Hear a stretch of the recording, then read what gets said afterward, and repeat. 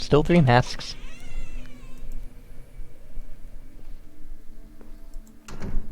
It really is looking like it's gonna be Herrera. It's like I said, Cynthia seems desperate, but I don't think she would go to all this trouble with all of this stuff. And, especially with, dealing with your player character here. And again, if it's Bobby, I will be amazed. He seems like a good kid. He wants to be a writer. He wants to be paid. He doesn't seem like he's in the business of murdering a guy over a little bit of back pay.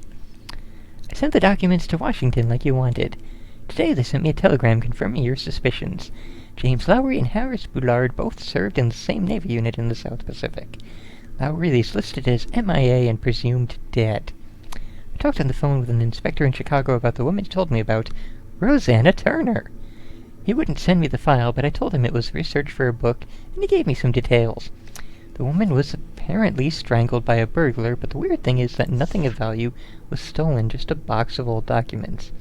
By the looks of it, the case went cold in 1946 and has been sitting in the unsolved homicide files ever since.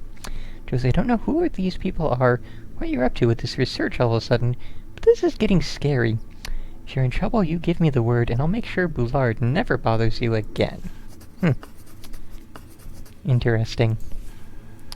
Okay, so yes, Rosanna Turner was Josie's mother, who was strangled by a burglar. Could the burglar have been Lowry? Or was... box of old documents. Okay, so, what do we got? 5 of 5, 4 of 4, 8 of 9, 7 of 7, 13 of 14, 3 of 4, 4 of 5, 5 of 5, 3 of 3, 7 of 8. So 1, 2, 3, 4, 5 more pages to find. Will we find them all? Starting to run out of places to find things at. Let's actually take a quick look outside. There may be more things outside that, you never know. Can we walk in any direction out there? We cannot. Can we walk in any direction? This way. Hey, there's a page right there. Good thing I decided... Oh, it's just the last bit of the crystal cave. Yeah. Sub. Anything else? That seems to be about it. Okay, so we got probably the least useful of these things. But, yeah, 4 pages to go. Let's see. May as well read through this now. Chapter 3 we read.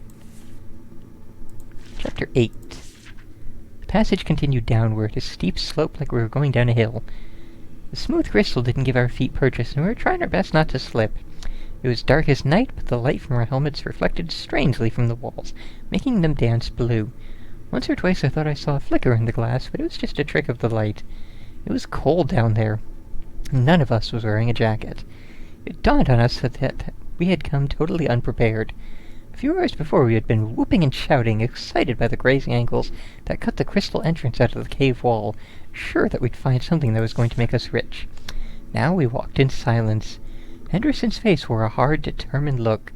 Johnson's was all suspicion.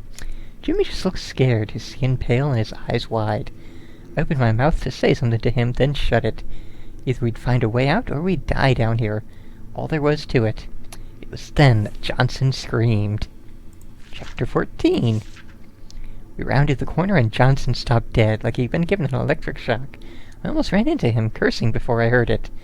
From somewhere far ahead, deep in the darkness, somebody was singing. A woman's voice. It echoed off the crystal walls and then seemed everywhere at once. The song was so faint, I listened hard but couldn't make out the words. The melody was odd, ghost-like, but it was definitely a person singing. Johnson turned and looked at me, but didn't say anything. We both understood. Somebody was down there. Somebody who must know the way out. We were saved. We broke into a run then. Johnson cradling his arm as we tried to cross this forest of crystal, scrambling over translucent beams of amethyst big as fallen redwoods. And yep, this is Bobby's book. I slipped, hit the smooth surface hard, got up again. We followed the woman's voice deeper and deeper into the cave. Jimmy got to the plateau first. I could tell before I made the rise that something was wrong. In the middle of the mesa was a sort of hatch, like something off the deck of a submarine. It was round and made of steel, and sticking out of it was a metal locking wheel. The woman's song drifted up from it like smoke. I looked up back at Johnson as I grasped the handle. He was out of breath, still clutching his wrist where his hand had been, trying to keep the cloth tourniquet tight around the stump. He nodded, and I gave it a turn. Kinda would like to read the rest of this. It was brighter and brighter and brighter than the sun, but cold. So cold, cold, I could see my breath. And it was dark, and I heard her voice. It was the light. And her voice was the light and the cold, and she was talking to me, talking like my mother used to talk to me, and it was beautiful, the most beautiful voice I had ever heard, and I wanted to go there and be with her, and feel her skin, and see her eyes, and be her eyes. But it was cold, I could see my breath, and there was an edge to her voice, sharp like a knife. Her voice had another voice under it, and it was sharp. And I thought maybe that was her real voice, and her real voice was so cold and so hesitated. And then I could feel the warmth, and there was warmth, and it was all over me, and I could feel it, and I opened my eyes and saw the warmth, and it was blood. The room had changed while I slept. Though it was pitch black, though I couldn't see my fingers in front of my face, I knew. Things had moved. The doorway was gone. The room had changed. Jimmy was still where I had left him, though all stiff now. I tore off a piece of his flannel shirt with my teeth, and wrapped it fresh around my fingers. The bleeding had stopped, but I tied it tight anyway. The one time in my life being a southpaw did me any favors. When I reached out again, I snagged the corner of Jimmy's pants and felt something sticking out of his back pocket. It was a flashlight, not his police standard issue, but a little pen light, the kind you see in the back of a Sears catalog. My fingers were shaking so bad it took me 3 tries to turn it on. Jimmy was curled up backwards in an O, his legs all tangled, arms almost touching his toes. He looked like the rubber man I saw when Pa took me to the circus.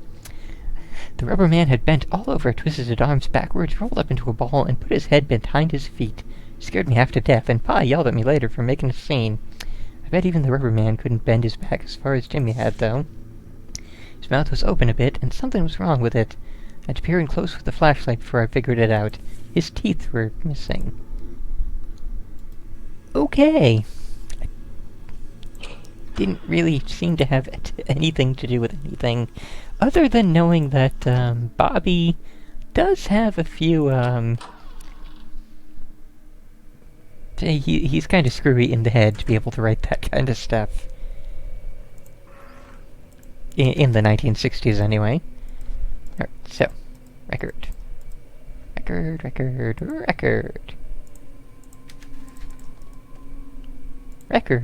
Clicking on the right spot.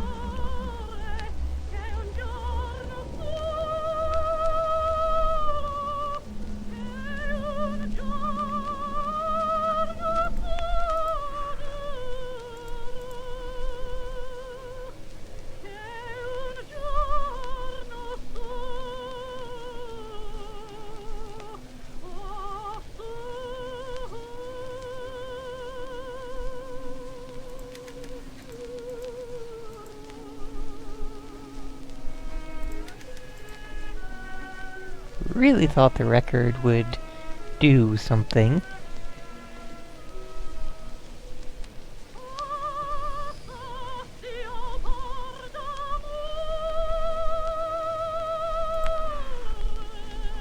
Kind of disappointed by that.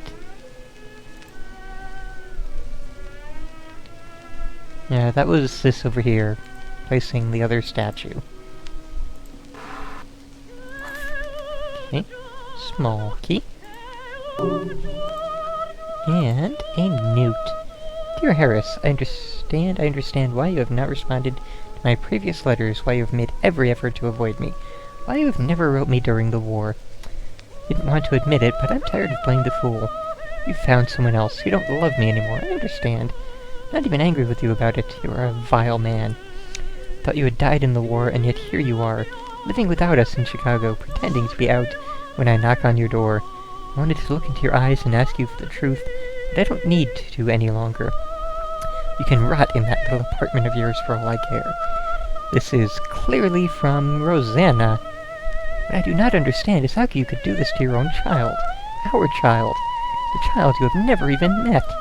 The child I have raised for the last 5 years while you were out doing God knows what in the Philippines. The child who has a father that came back from the war and won't even visit, won't even call. That you no longer want me, I understand, but for what you have done to our little one, I will never forgive you. The address is circled on the back. And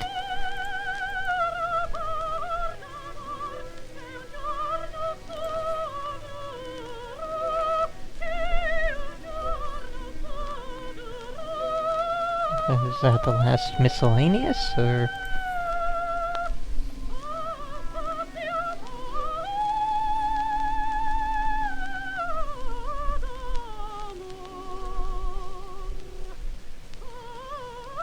Yeah, that was the last miscellaneous. I don't even know.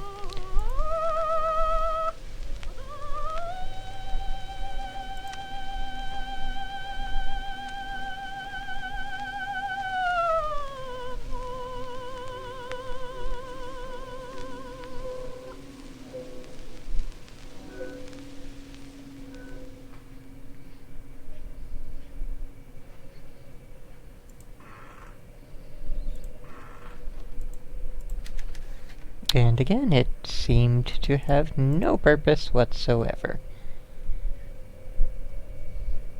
So, hope you enjoyed the record, Ballard.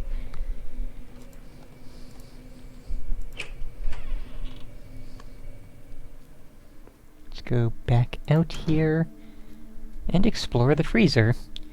That should be where the last, is it now 3 pages of, the last bits of the mystery are. Oh, wait, no. I want to go into the basement. Herp derp.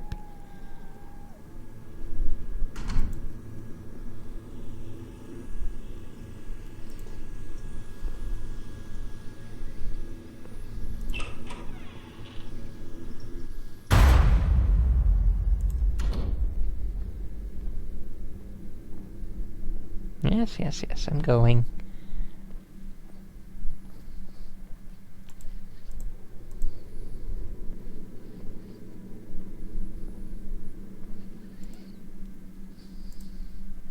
Padlock key.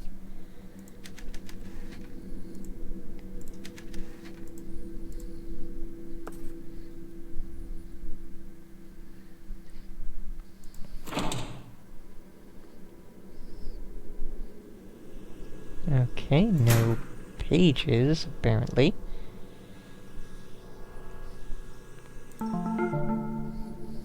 Hypothermia. Kills in a matter of hours and leaves no mark. Bullard died in his freezer. Or was it James Lowry? Now that I've gathered all the pieces, I just need to put them together. A scientist with a past, a dead colleague, an ex-wife down on her luck, a girl with no father, and a boy with no future, a snow woman, a full moon. Now I just need to get out of here alive. Okay. And there are 0 pages in here.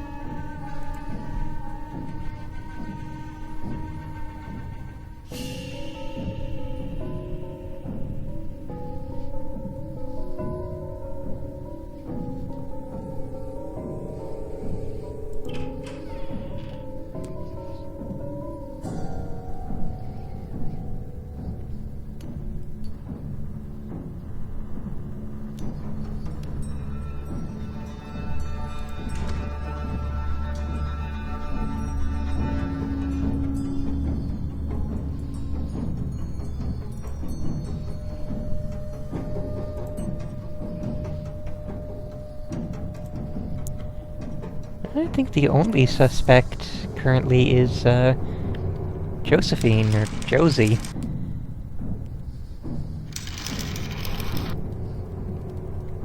Who killed?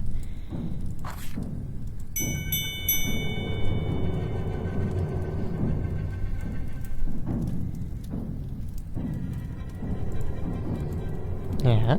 Oh, there we go. So yeah, I missed a couple of pages. So hopefully somebody will put out a, lovely little thing soonish. Oh dear.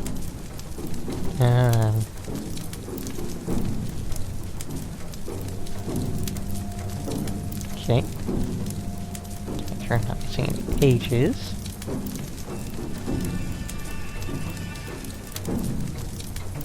Don't think we're in Kansas anymore, Dodo.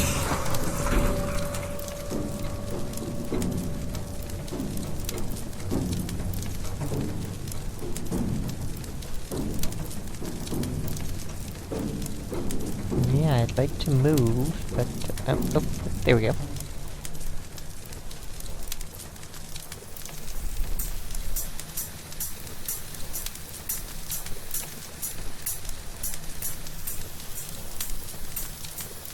And it's about time the symbol monkey is symboling.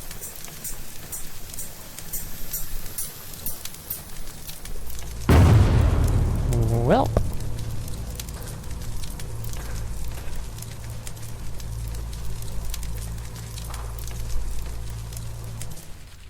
Hey, we got ending S anyway, cool.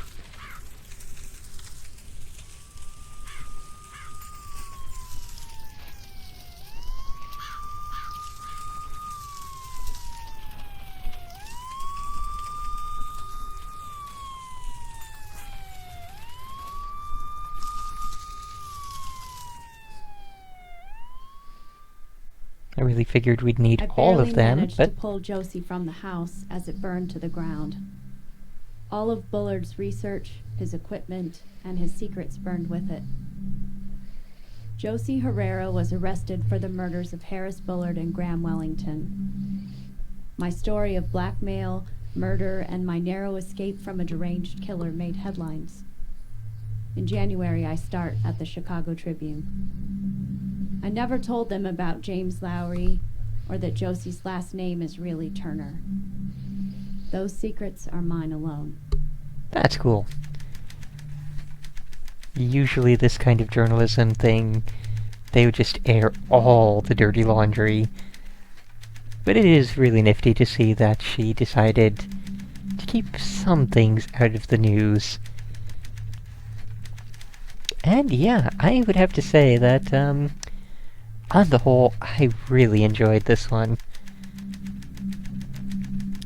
This one had just enough spooky and more than enough mystery to be really nifty. And I probably, by actually avoiding those couple deaths, like when we were in the kitchen and she was also there and I immediately thought, okay, get in the basement. There's probably an ending at that point. But yeah, I will look into the other things there.